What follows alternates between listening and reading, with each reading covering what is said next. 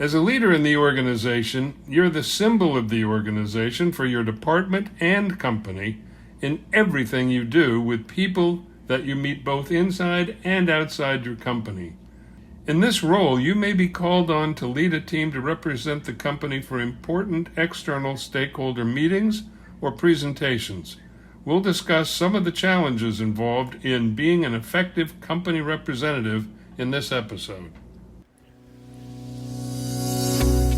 Hi, I'm Rick Kendall. And I'm Fred Ball. Welcome to Management Mastery.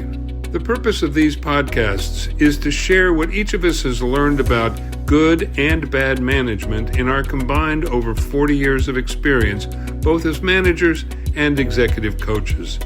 During that time, we've coached managers at every level in companies from Fortune 100s to brand new startups in all major businesses, including nonprofits, government, and education.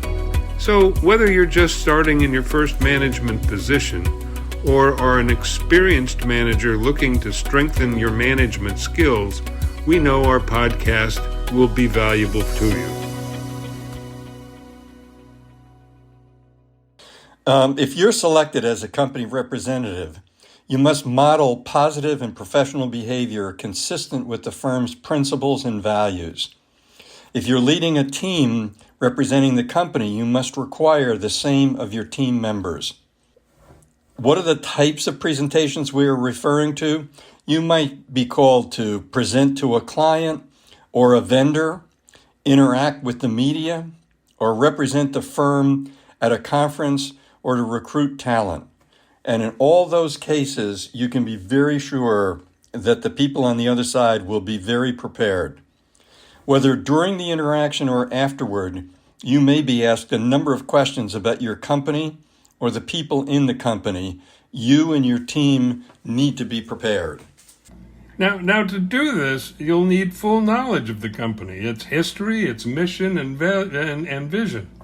And you'll need to be comfortable discussing things like the company's background and culture, the mission and vision of the company, that is, what does it want to be, the profitability of the company, and the entire product or service line, that is, the products and services it provides to clients. In addition, you'll need to be familiar with the target market or markets for the company's products or services, how your department operates, who it services, and how you provide services to clients, how the company deals with concerns from stakeholders, such as vendors, company stockholders, and the like, and the company's competitive advantages. Now, you and your team will need to be prepared to address whatever issues that are likely to come up during such a meeting. Issues like, what specifically is this meeting about? Now, believe it or not, this can happen where there is no clear purpose for a meeting. Be sure it doesn't happen to you. Now, regardless of who called the meeting, be sure you know why you're meeting before the meeting. You want to have a clear idea of the major topics the outsiders want to know about or discuss, as well as what issues you and your team want to cover.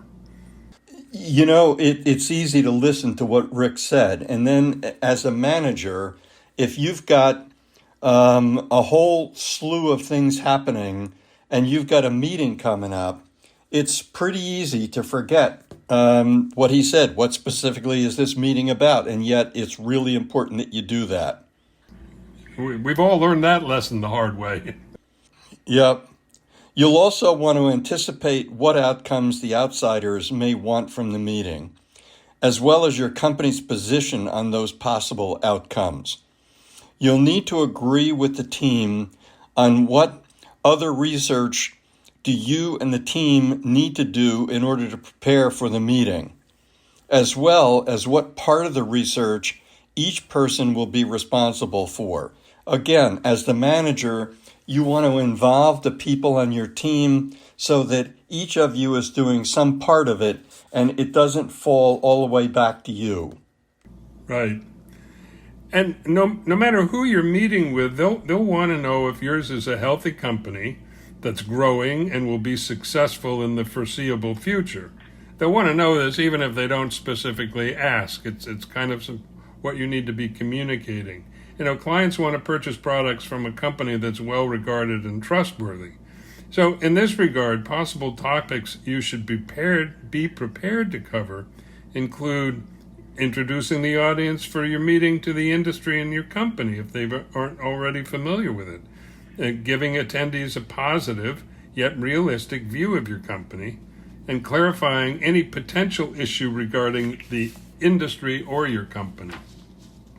And presenting the case for the topic of the meeting, for example, creating a new product or launching a new service, if that's what the topic of the meeting is. Right. We touched just briefly before on a range of purposes for the meetings, but let's take a look at that again. These can include giving professionals a chance to network and form new connections, teaching attendees new skills or sharing industry insights. The meeting may provide an opportunity to meet potential customers or give attendees an opportunity to sell themselves to you. Hearing or voicing a complaint about a product or service can also be forming a partnership with another firm that has greater technical expertise in an area that you need. But whatever the purpose of the meeting, it's important that the members of your team are clear on what the roles all individuals are expected to play. So, as the team leader, you want to open the meeting, including thanking people for coming, laying out the agenda, introducing your team, telling the audience the role of each person, and then closing the meeting again, thanking people for coming and identifying any next steps.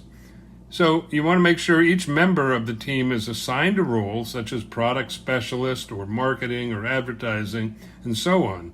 And everyone on the team must be aware of if and when each person will present and how long they're going to take, and identify whether there'll be time for questions and how they'll be handled. What Rick was talking about, those duties for you as the team leader, will make the meeting work from beginning to end, because you'll know what it is that you're trying to do and when you're trying to do it. There are also going to be meetings where the general atmosphere or topic will not be generally positive, such as when a client is unhappy or when you're dissatisfied with a vendor. In these situations, preparing your people for what may come and how you want them to behave is equally important. Have them prepared in case you need to call on them for their expertise. Oh, I have. Now, this is something that actually happened to me. I was working with a person, and we went to a meeting with a client who was unhappy. And in the meeting, my boss, trying to respond to their complaint, said the most outrageous untruth and turned to me and said, "Isn't that right, Rick?" And it was like I was caught totally flat-footed, and my boss was dragging me into this falsehood in front of the clients. I should have been prepared for that. That is, the boss should have prepared me, but they didn't. So it was very uncomfortable, and I think the client knew, just from the look on my face, that the truth was being stretched. Yeah, those are tough situations to deal with. You want to, as the manager, stress the importance of professionalism and good client service in this meeting with the unhappy client. Remain calm and collected no matter how the client or vendor behaves. Don't interrupt, let them finish. Give verbal cues to show you are listening. And when they are finished, summarize what they said and ask if you understand them correctly. Then you want to pay close attention to their tone, intent, and body language. You want to maintain your eye contact. If you start looking around, they're going to start is thinking that you're either not interested or trying to pass on what they're saying. You want to sit up straight. You want to not cross your arms. Tell them you hear them and care about them. And if there's something that you have to say you're sorry for, tell them you're sorry.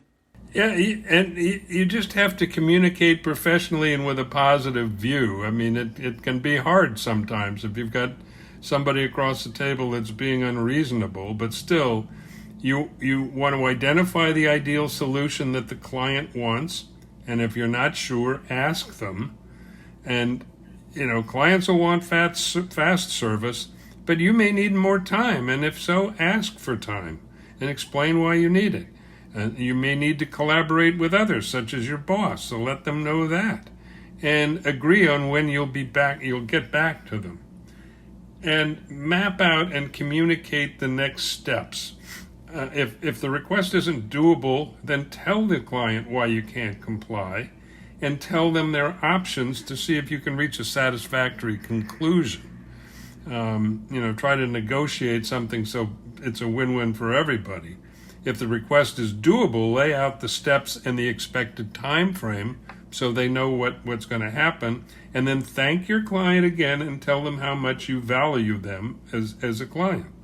I had a situation myself where I was consultant to a company, and they called a meeting. They were unhappy because I had started to bring some of my colleagues in, and they wanted more of my time. And I actually had to sit down with them. I brought some colleagues with me to the meeting, had to sit down with them and say, look, I can't be here all the time because I have more clients than just one, but I've got other top people here, and I asked them to come with me so that they could explain their backgrounds clearly to the client, and the client could get an understanding that there were more good people in the firm than just the time that they expected from me. Yeah, I think it's so important, as you were telling that story, that really, at the end of the day, whether it's a vendor or a client, mainly more relevant the client, is they just want to see respect, that you respect their issue, that you treat it seriously, and that you're responding as well as you can. And I think, 99 times out of 100, people will go along with that just if they feel they're being respected and heard. I agree with that. Finally, let's talk for a minute about your own preparation for such meetings. Your behavior will go a long way toward how well your company is received. Anyone taking on some of the issues mentioned will be nervous, but be yourself and show you are comfortable in your own skin. This will show your maturity. In your position, you may be called upon to be a representative for the company for important stakeholder meetings and presentations. And some of these meetings or presentations will be challenging, and in all cases, preparation will be an important element of your success. Then your positive, outgoing professional behavior will help you to attain success for your company and yourself. We hope you have found this podcast useful and will come back again for more management mastery.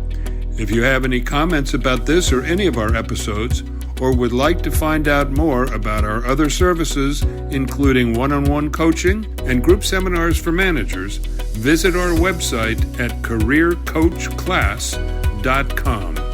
Thanks for listening.